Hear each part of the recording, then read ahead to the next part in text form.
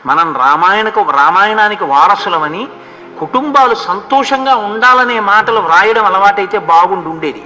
కానీ ప్రత్యేకించి పాల పొంగు లాంటి పొంగు ఉన్న యువతరాన్ని నాశనం చేసే మాటలన్నీ రాసేస్తున్నారు. అవే చూపిస్తున్నారు, అవే రాస్తున్నారు. పిల్లల తప్పే ఉందండి, అవే చదువుతున్నారు వాళ్ళు. అంతకు తప్ప వాళ్ళకి అవకాశం లేదు. ఓ రామాయణం ఎక్కడా వినపడ్డానికి వీల్లేదు, ఎక్కడా కనపడ్డానికి వీల్లేదు, రామా అనడానికి వీల్లేదు. ఎందుకంటే రామ అంటే అదొక పెద్ద దోషం, అలా అనకూడదు.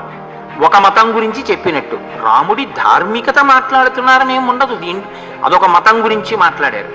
ఏమవుతోంది? జాతి భ్రష్టు పడుతోంది. ఇది ఎప్పటికైనా పూడ్చబడాలి. కావలసింది ఏమిటంటే 4 మంచి మాటలు అందరికీ అందాలి, అందరి జీవితాలు సుసంపన్నంగా ఉండాలి.